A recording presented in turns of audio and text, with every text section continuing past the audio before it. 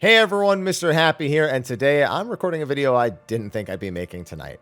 Now, many of you may find this hard to believe, but I actually don't watch almost any Final Fantasy XIV content in my spare time. I just play it so much, and I make videos, it's the last thing I want to do with my spare time.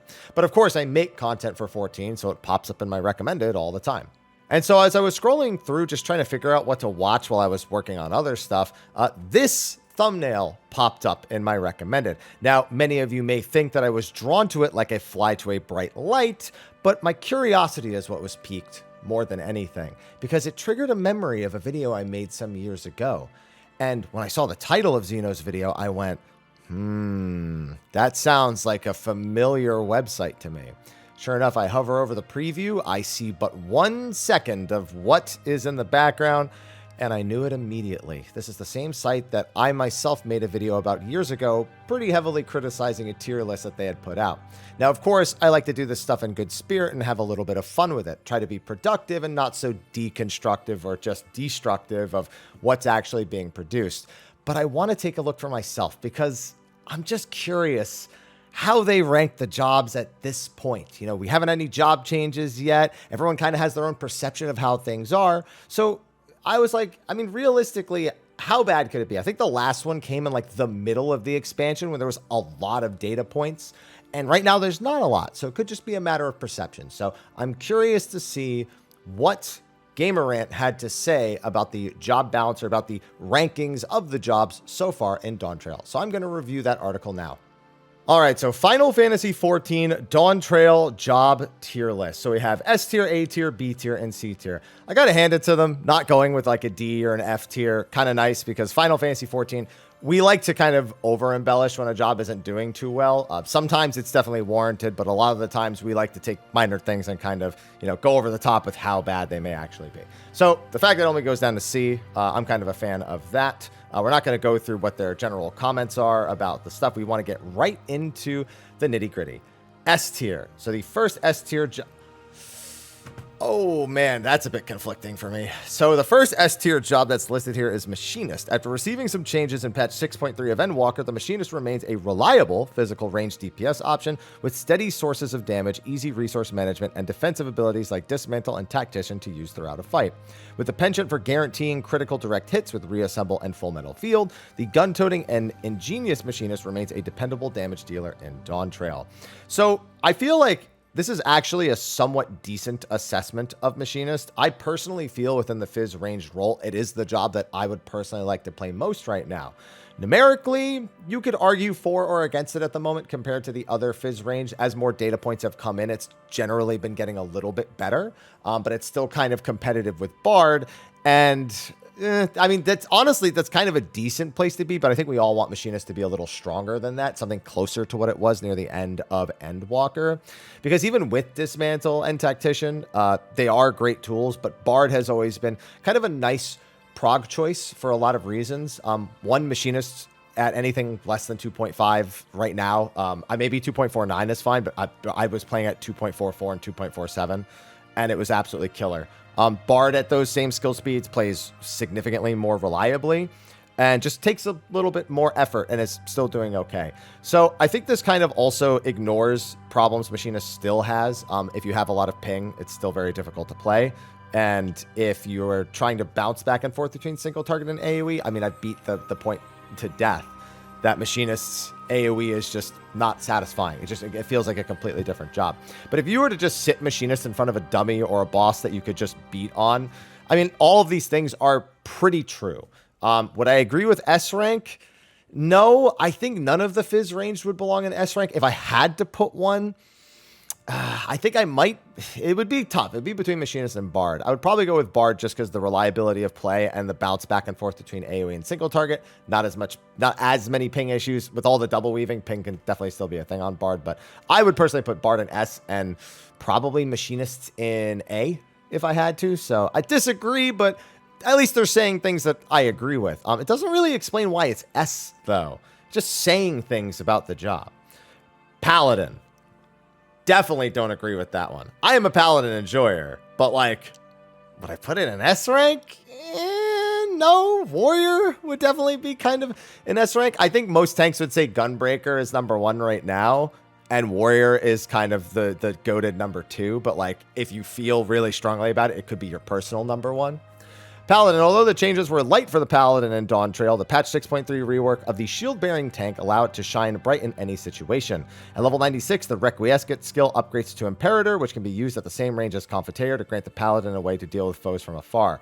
Between the changes made in 6.3 and Dawntrail, the poster job of Endwalker remains a stalwart defender. Again, it's not really explaining why it's an S rank. Like, it doesn't really go into the changes made to its defensive cooldown, now it being 40%, it granting the personal shield. Yes, it does briefly touch on, Imperator here. Doesn't touch on the finisher, which is just a nice little bonus to which I guess isn't really that important. But I feel like there's a handful of things that would hold Paladin back from being S rank. One is its output. 2 is its frequency of being able to use its invuln, though encounter design has already been a little anti-invuln thus far, so it might not be as big of a deal going into Dawntrail. That still waits to be seen. Still, would I put it in S tier? No, I think the only tank I would even put below A tier is Dark Knight at the moment, and I'll get into that a little bit later. But I would personally put Paladin at A. I just think Gunbreaker and Warrior are both S rank, and I just think Paladin is... it's not really a super far step below. I just think Warrior being S rank automatically puts Paladin and Dark Knight in A or lower. Just because Warrior is kind of like the benchmark that you need to hit, in my opinion. Picto. I definitely agree with this being S rank. I think it's way overtuned. I think it's strong, and I think even though it's going to require a little bit more nuance to play in harder content, that it still has kind of an easier learning curve going into it. I'm sure the min-maxers have probably figured out some stuff that's pretty interesting. We already know about the Thunder Skip that's being patched out, but I don't think that's going to account for the severe amount of high damage Pictomancers we're seeing right now. So I completely agree with this. Pictomancer's artistry is deceptively powerful. Though it does not have a resurrection spell, the Pictomancer's Storing Muse buff can bolster the team's damage output once every 2 minutes. In addition, the Pictomancer can move out of harm's way and position itself to weave its artistic spells into colorful That's a lot. Those are a lot of words that don't really mean anything, but all right. Although taking up Pictomancer's brush and palette requires reaching level 80 on another job, it is a compelling addition to the role and one that a first-time caster DPS player can enjoy. If I was gonna say a first-time caster to play Picto, I mean, I guess if you want to actually have cast times, it's probably not a bad choice. You do have a decent amount of instance. I do agree with the S rank, but again, it just something I'm really noticing 3 jobs in is that there's no reason given as to why it's S rank. I'm hoping that on the other tiers, there's reasons given as to why they're not S rank at the very least, because just nothing about positioning itself to weave its artistic spells into colorful attacks. That's like a PR description of the job, not something that defines it being S rank. And bolstering the team's damage output is something a lot of jobs can do. So, if anything, than not having a resurrection spell, it should say something more like, though it does not have a resurrection spell, Pictomancer's outgoing damage has been so high that players seem to have forgotten about that one restriction almost immediately. And I feel like that's a more general assessment of how strong the job is. So it's just a lot of just kind of, it's there, but it doesn't explain why it's there. Sage, now, okay, I'm actually not too knowledgeable about how the healers are doing. I've spoken to some healers about it. They say Astro, their feeling is really strong, but that there's still some things they want to fix about it. I've had some discussions with them about lowering draw to 55 seconds. There's of course the light speed thing we already know is happening, but I haven't heard a whole lot about Sage or Scholar. I've just heard that they're both feeling good and are strong. How much that actually is true is hard for me to say because I haven't played them yet. As one of the 2 shield healers in Final Fantasy XIV, Sage remains a mobile mender with additional options for dealing and recovering from damage. The addition of Eucrasia Discrasia allows the Sage to deal damage over time to multiple enemies at close range, and the Psyche spell is another offensive cooldown that Sages can use when coupled with party-wide buffs. Although the Sage can struggle against bursts of incoming heavy damage, a new cooldown called Philosophia allows the Sage to keep their party topped off while dealing damage. I mean, again, these are a lot of things that are true, but I still don't feel like... Okay, so here's the thing. Sage was my favorite healer to play in Endwalker. I would like to hope it's still going to be my favorite to play in Dawntrail. So I might end up agreeing with this. But I think about the tools Scholar has, and I really think, is Sage really doing that much better? It might feel better to play at the moment. I feel like a lot of healers that still want that more damage-centric experience can look at Sage's additions, and you can find a few interesting things. From what I've heard, obviously Psyche being added is, an extra button to press every minute, but I've also heard other things that players were, well, no, some of those things were things players were considering doing when the Mediator build was a thing. But now that Eucrasian Dyscrasia doesn't stack with Eucrasian Dosis, like it's not 2 dots. Big mistake in my opinion. They should have just left it as 2 dots. The amount of interesting tech that would have left open would have been definitely quite sating. I don't know. I can't really criticize this other than, again, it just doesn't seem to state why is it an S rank? How does it stack against the other healers? What? I just want to be informed. Like, if I'm wrong or right, I just want to be told why. Warrior also being here, I'm not going to disagree. Warrior being S rank, like, again, this is going to depend a little bit on if Holmgang is actually useful. If there are a lot of instances where a dot is placed on the tank when they try to invuln a major buster, if they try to like invuln multiple in a row, then Warrior loses a bit of its value. In EX2, however, there's not a whole lot to actually invuln, and Warrior can invuln, but as long as Warrior has more invulns, and invulns are usable to completely negate certain parts of fights, Warrior will kind of always be there. It's really easy to play. Its self-sustain isn't as big a deal in like really tough end game as it is in like casual dungeons, but I mean, we've all seen what happened with a Warrior, people finally discovering that a Warrior could essentially solo a dungeon with a few DPS instead of any healers. You know, that's a lot of people just found that out, even though it's been a thing for expansions. So yeah, they do acknowledge area of effect attacks taking the slight nerfs. There's a pretty good reason for that, but even still, I didn't really feel like that was necessary. They mentioned bloodwetting, shake it off. I mean, again, there's a bunch of true statements here, but none of this, again, explains why it's S rank. Like, its massive defensive capabilities and having the most frequent use of its ultimate, of its invuln skill. Like, there's just data missing. It highlights a few things that were taken away, a few things it excels at, and why those things don't excel in some of the harder fights. I mean, the last thing, though, yeah, it is probably the safest pick if you're brand new to getting into tank. I agree with that. So I won't disagree. I do think Warrior belongs in S rank. No.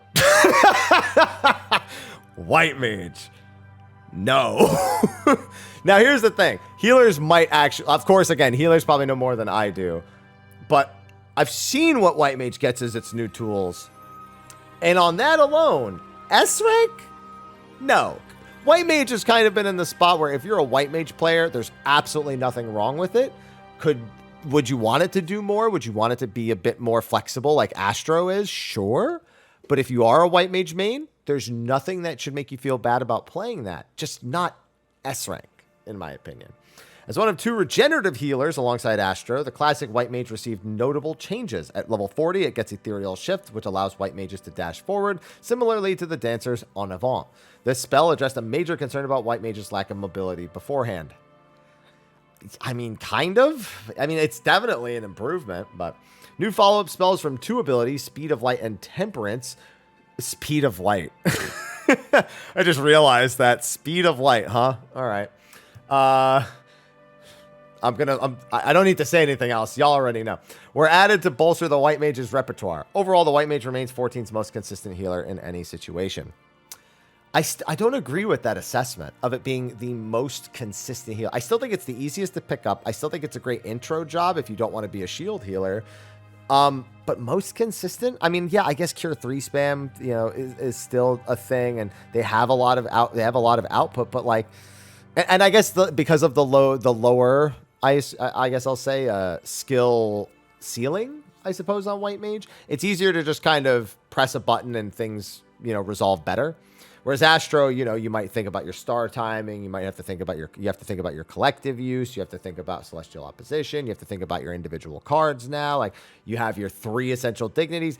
The more things I name about Astro, the more of a reason why I don't think White Mage should be here. I don't think giving them a dash and giving them Glare 4 are S rank additions. And I'm really not a fan of the AoE barrier being tied to Temperance. I think that they really needed that to be at a separate point in the fight, or to at least have more than 30 seconds after Temperance to decide to use it. I think those would be big improvements, and I think the other healers all made out better. And that's been kind of the thing every expansion. I feel like White Mage has just kind of continued to exist. And again, there's nothing wrong with that, but S rank, I can't agree with that. A rank, okay. Dancer. Do I agree with that? Dancer is kind of in the same spot it's always been. It's a really easy to play, reliable pick right now, but it obviously still is a bit damage swingy, even if it got a lot more consistency. Now, I did see the title of Xeno's video and the thumbnail, obviously, so I know what's going to be said here, so I'm kind of preempting it. Although it remains bound by random procs in its core rotation, the Dancer gains some new tools in Dawntrail to ensure reliable resource generation during critical moments. All very true. The Talana ability was changed to grant 50 Esprit gauge. I have a major criticism about that. Why did they get rid of adding 50 gauge to every job to then just make Talana do it? Clearly, it was a last-second change that they made, and they didn't really think it through, and it'll probably not survive the entire expansion like that. Or they were like, job diversity, never mind, because they've done that before with like arguing why Dark Knight shouldn't have stacks for Blood Weapon. Like I had that question in an interview for Endwalker. So maybe it's that, which can be used on Dance of the Dawn to deal major damage alongside other raid cooldowns, while the Dancer's core rotation and fashionable glamour selection. All right, I feel like every job has got a pretty good glamour selection, but yeah, remain unchanged. Its lower damage output and focus on offensive utility contrasts with the Machinist's defenses and with more selfish DPS. It's really unfortunate when, like, a lot of stuff here is not necessarily wrong. Again, it just doesn't explain why it's in the A rank. I feel like the closest this got to explaining why it's an A rank is its lower damage output.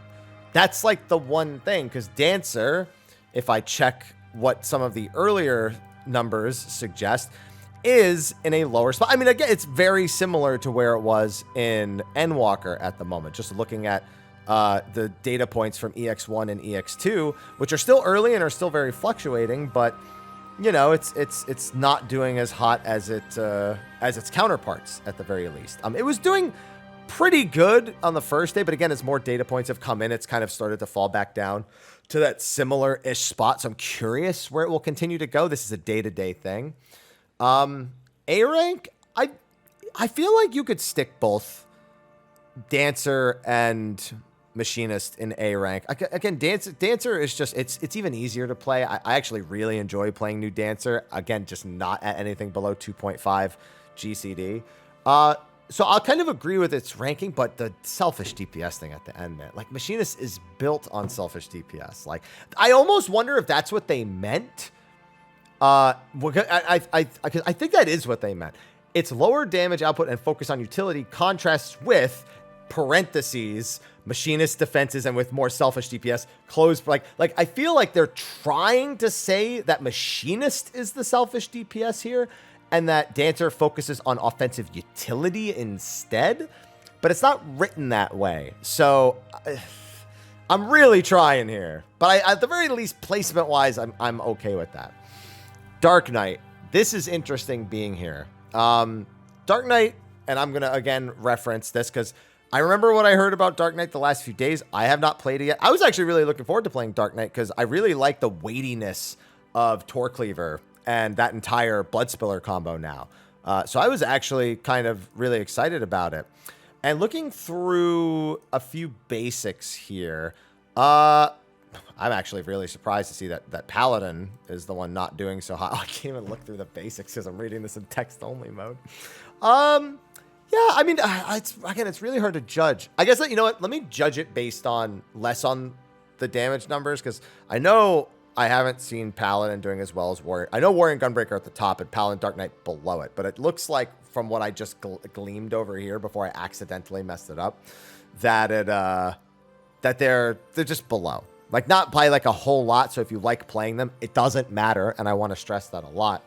But Dark Knight's kind of just been a perceived mess for a while now, because it just kind of keeps, I don't know, existing compared to the others.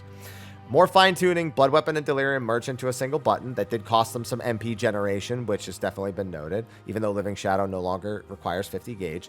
Plunge was removed. Major thing people have been criticizing. Not to mention, so however, Plunge was removed in favor of the new gap closer called Shadow Stride that does not deal damage. So one thing I've really noticed, and has everyone else noticed this, but is it just me, or do all of the new gap closers, Shadow Stride, the Dragoon one, Slither even on Viper, am I bugging, or do they all just have really bad delays, like before and after using them? Like really bad. Like, that's the only thing that really makes me miss Plunge is the animation and Shadow Stride being like clunky. It's just really not good. One change that the Dark Knight did not get was additional self-sustainability to align with the other 3 tanks. It remains to be seen if Square Enix will address this issue.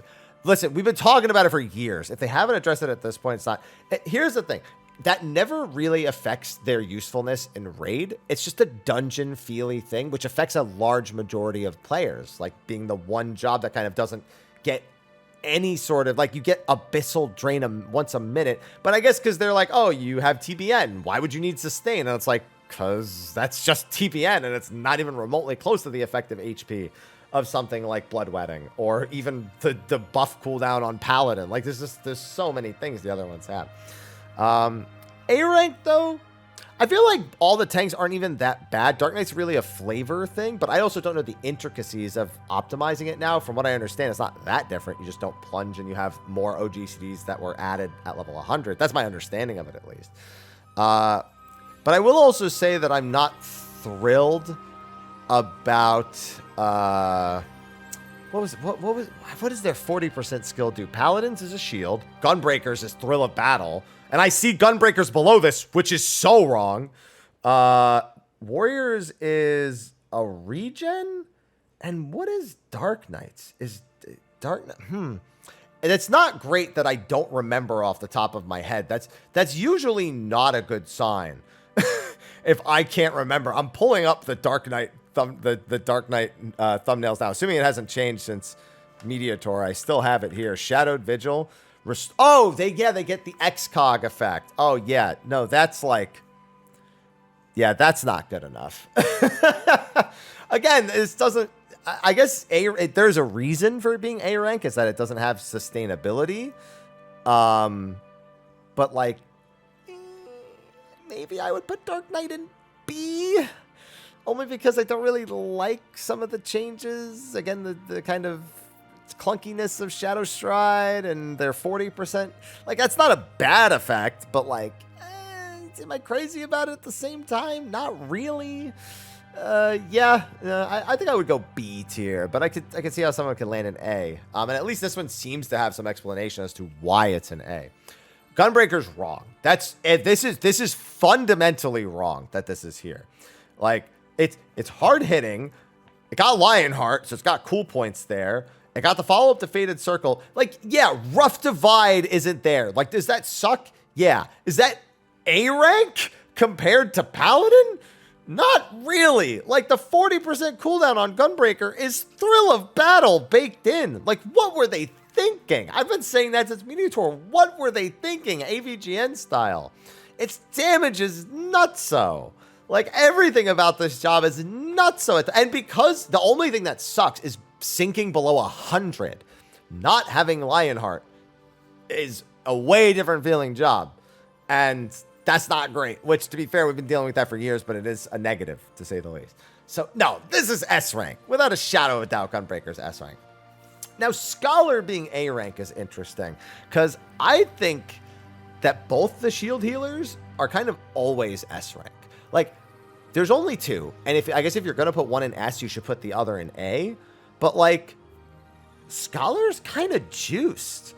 Like, Scholar's always been no matter what they do to try to make it worse, it just keeps coming back. People laughed at Expedience when they showed it at the live letter. Expedience was one of the most useful tools we had throughout the expansion. We had it. Now they have, like, one of the most insane 3-minute healing cooldowns we've ever had in the game. Like, yeah, could you realistically...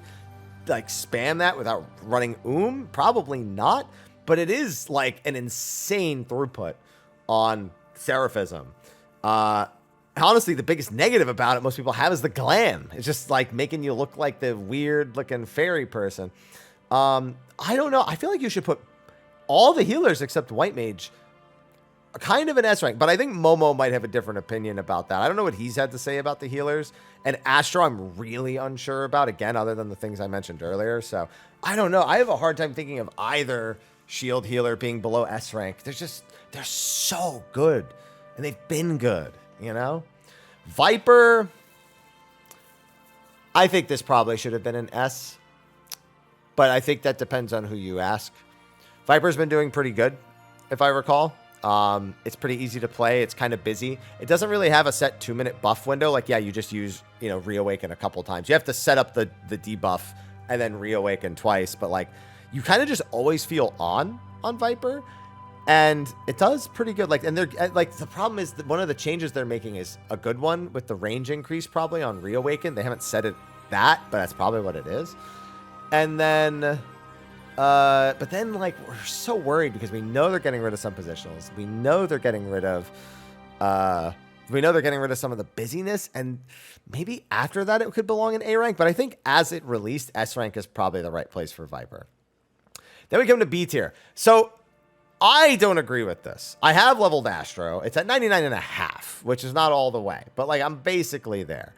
And I feel like I found like a handful, even just playing myself with pros and cons. I already mentioned some earlier, but like a lot of the cards, while there's varied utility and most casual content, they end up being tank cards.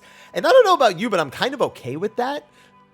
It just makes me feel like I can stack stuff on the tank and then just keep worrying about my output either on trash or bosses or whatever. And I kind of like the way that feels, but I know that the usefulness of a lot of those tools is far more widespread.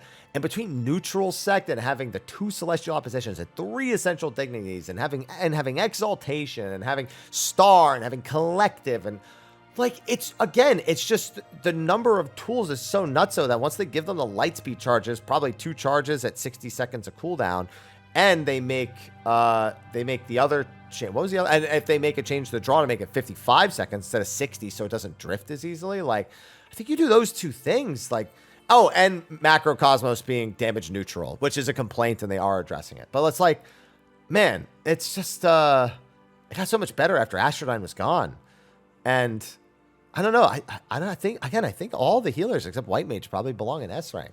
It's just Astro is so good. If not one of them, at the very least, Astro's not a B tier job. I have a hard time calling it a B tier job at the moment. Black Mage. I think Black Mages probably agree with this. Black Mage has had a fair share of criticisms. I was of the opinion that non-standard was not something the game should have catered to, but that doesn't mean there haven't been other legitimate problems. I've heard complaints about the way Thunder works now. Obviously, Umbral Soul for sinking down is a big problem if you go below level 76. And there are a handful of other genuine concerns and gameplay feel things that players have not enjoyed. And it's not just about standard versus non-standard. It's about making sure that standard has its edges rounded out so that if you're going to make them play that way, that it feels good. The fact that it's below Pictomancer in pretty much all cases at the moment, and the interest in it has waned a lot. Like, we'll see when maybe some people start hopping back into it and we get more data points. But like, yeah, I think you can put Black Mage here. Even regardless of the reasons that are listed here, I already can tell like that there's almost no explanation as to why it's B tier other than it being overshadowed by Picto. But I think there are enough gameplay related issues that longtime Black Mage players have pointed out that warrant it being here. Dragoon. Interesting to see this here. Dragoon seem to be largely okay with where they are at the moment. Like, could they ask for a little more potency? Sure. And could they ask for a defensive? Sure. But all the Dragoons I've spoken to are okay with it. It's just a moderately different thing they have to do from what they were doing before, with life being 60 seconds, having a damage buff, not having Dragon Sight, being able to cram a little bit more into a shorter time, with the Nastrons being only every like 2 or 3 seconds. It's like, yeah, B tier. I don't know. I have a hard time agreeing with it being B tier. Just okay, maybe deserves being B tier, but I think it could go A. I think this fairly enough at least lists the changes and explains that having no defensive. Wait, Life Surge can be cumbersome to use. Why? How? Like, unless they're trying to say like compare it to using a defensive, that's just kind of weird to like. What's cumbersome? You just use it before your hardest hitting GCDs. Like, that's a weird way to put it, but yeah, B rank. Monk, yeah, okay. So here's the thing. Monk's a disaster right now. Square Enix has already acknowledged that they made huge errors with it. So you could probably put it in C tier on just the sheer misjudgment of the potencies. Like, the negligence to attention that it received, I think you could put Monk in C tier, right? For those who don't know, they screwed up the potencies in the Mediator, where Dragon Kick was useless. You basically never used it. You only used Leaping Oppo every time you looped around. Then they changed it, so now Dragon Kick is worth using.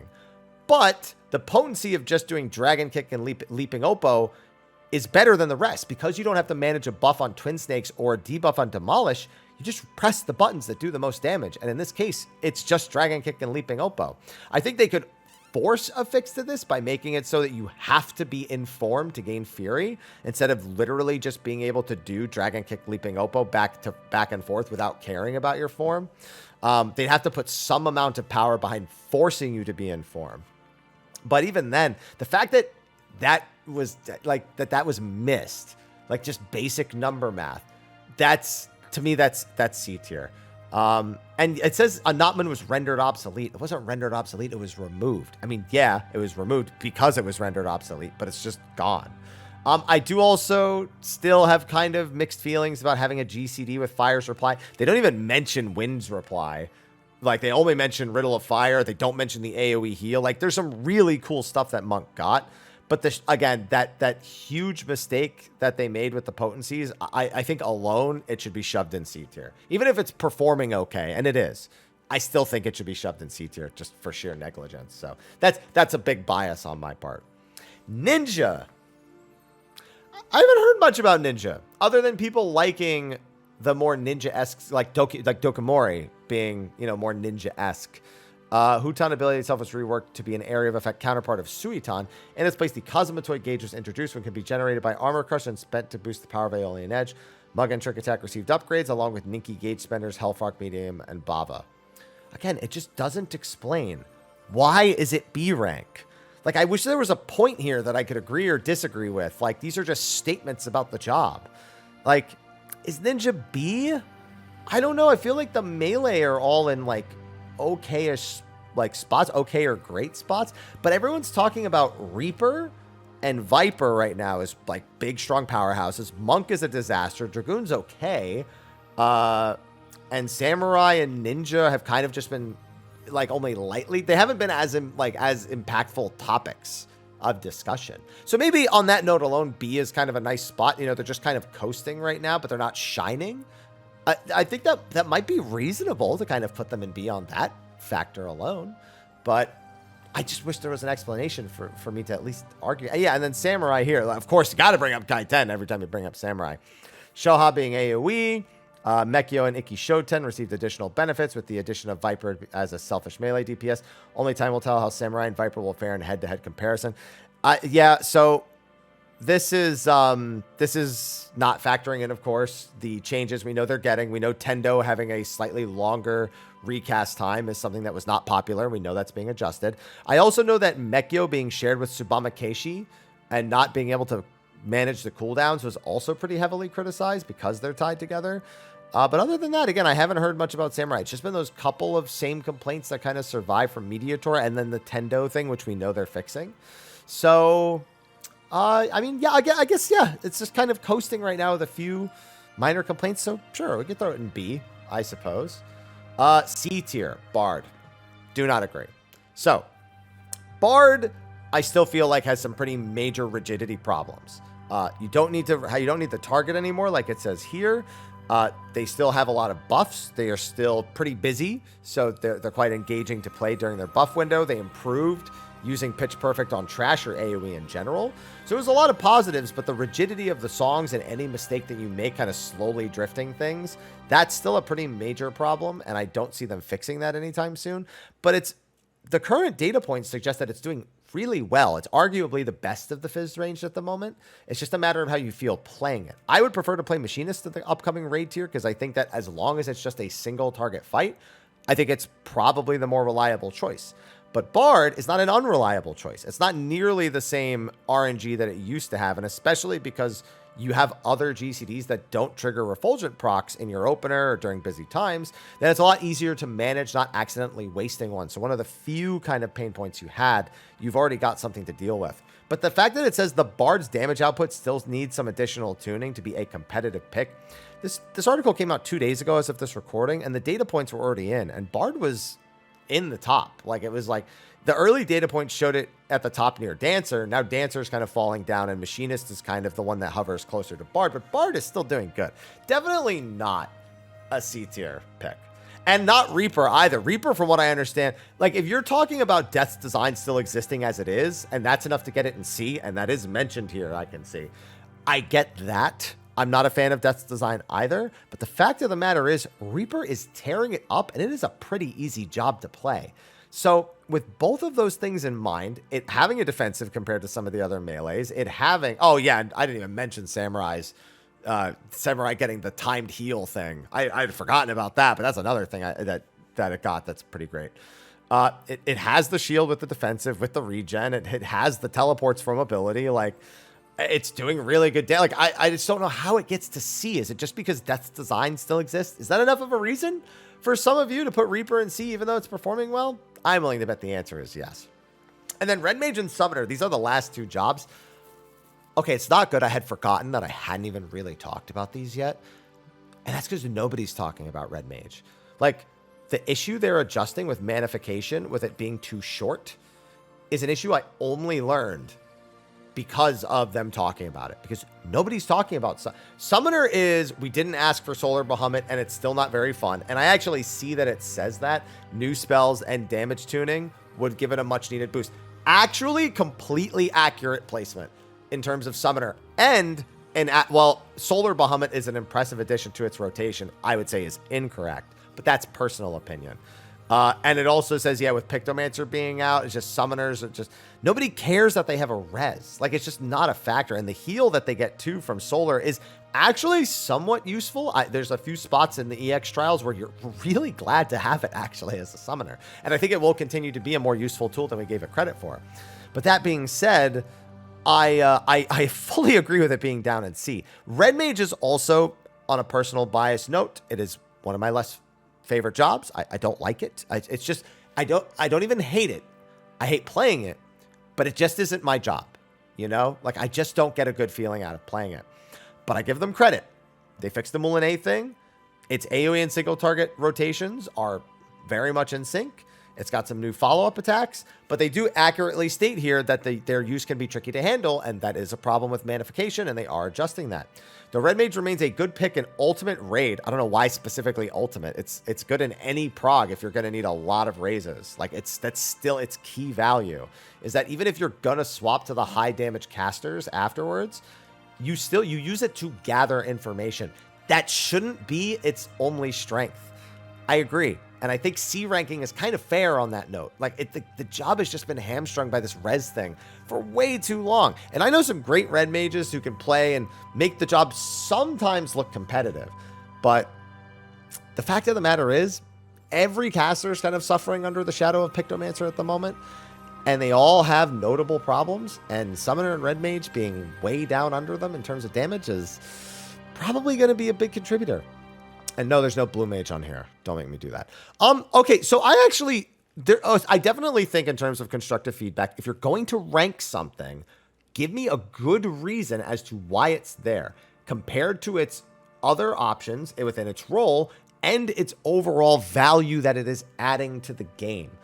Like, some of these choices, I agree with where they're placed. In fact, quite a few of them, actually. Or at the very least, they're close, and I could see somebody's personal opinions leaning them slightly more towards a direction. I don't think it's that crazy. There's a few very incorrect statements here or there, but compared to when I judged the last one from the same site, this one is way, way better.